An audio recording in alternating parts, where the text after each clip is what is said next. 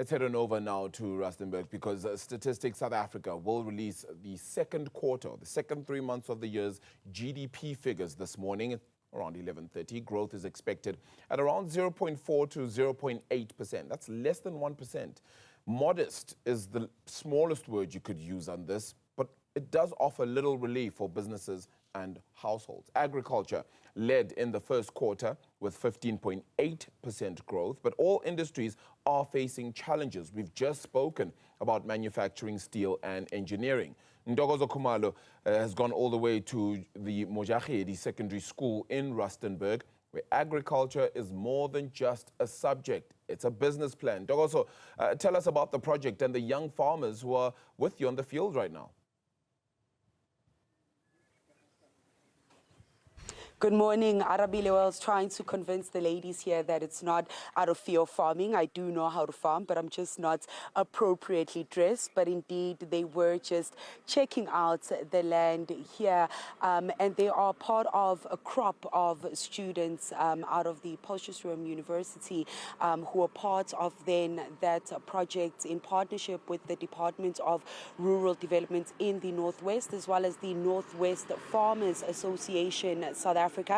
The aim, of course, is to just empower small-scale farmers to get into the industry and be able to scale, taking it, even lower level to high schools to ensure that young people can get those skills. So if you remember, Arabile, in that first quarter, we would have gone into negative territory had it not been for that 15.8% growth in the agricultural sector. But as you rightfully said, even that industry faces its own headwinds from time to time, raising the question of whether that growth can be sustained and actually trickle down to townships and rural communities like the one that I am in right now. And the argument being that if we do see growth of less than 1%, it will not be felt on the ground here. But I am with a young farmer who will tell us about how she's looking to contribute into the industry, and that's the project lead here, Lesego Mzaleni. Thank you so much for talking to us. Now, as Arabile said, we were going to start farming there. I'm going to put these garden beets before I leave. But Lesego, talk us through this particular project. What exactly is it that you do here? And as young women, how you see yourself contributing to the economy through agriculture? Thank you.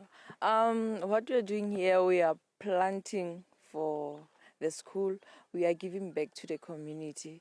As we need farmers 3 times a day, kids should also eat healthy food. They should always have vegetables in their food. So what we are trying to do here, ke hore re contribute for skolong, ra volunteer. We are using our skills that we got from AFASA. AFASA is a program where they trained us for this horticulture program. We planted the seeds, then so we took that skill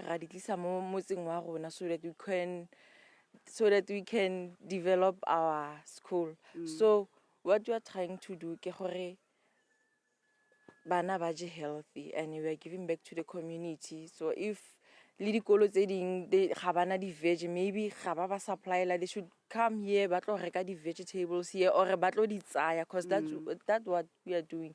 So we got a sponsor, ba rekela di tools, ba re fa le the seeds so that we can start reuse our skills. Yeah. And those skills, obviously, as you said, it's to close then, Lesego, that food insecurity gap in communities like this. You are all still young women. Your aspirations for the future, I would say, is also to then get into retail, as we understand it from the association, to get into retail stores in this community. How would you encourage other young people to consider agriculture as a career to go into, and why agriculture is an important career to see more black young people in that industry? Okay. Now that young people like us, especially in this community, we unemployment rate is too high, and we don't need money for this farming thing. You don't need money, so you just need to have money, like go reka di seeds, wa iplantela, then ha dilo tsa go di tloga wa di isa ko bo checkers kwa, then they can take your vegetables, you can supply them. Like without using any money, you can start. So you can invest, start with the little that you have. Yes. And I suppose we are waiting for the first rains now. Yes. So I am hoping to leave my little seed, and the next time we come, we see it grow. Exactly. But as you said, Lesego, unemployment is high in communities like this. What is it that you need to take these projects even further and bring more young people along the ride? So from the private sector, from government, where do you think for this community specifically, they could offer more support for you to grow? I think what we're gonna need is land, seeds, not really like le funding. We really need funding, but nto e re tlo tlhokang ke di sponsors. We only need sponsors, and le land re sokola go kry-a land. So I think getting a land gore rona re le bašwa re berekisane in this thing re ka ya kgakala. Yeah. No, Lesego, thank you so much for talking to us and giving us those insights. So, Arabile, a few things that you heard from Lesego, that these young people are then trying to be able to deal with those socio-economic issues in this community, specifically, as I said, about 40 kilometers from Sun City, not many economic opportunities here.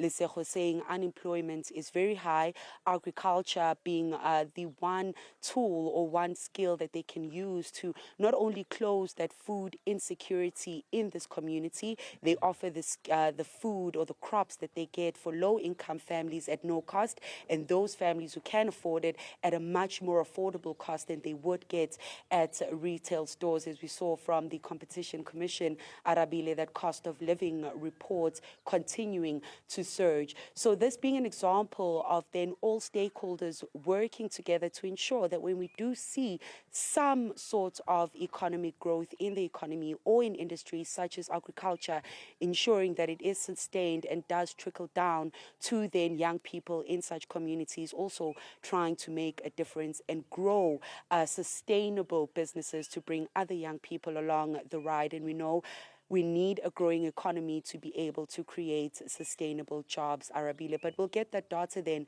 from Statistics South Africa at 11:30. So once we've engaged with the ladies here and they've showed us how they do farm here at the school, we will then have those numbers of whether the, GDP growth that we see is on positive territory or negative territory, and anything to write home about, Arabile.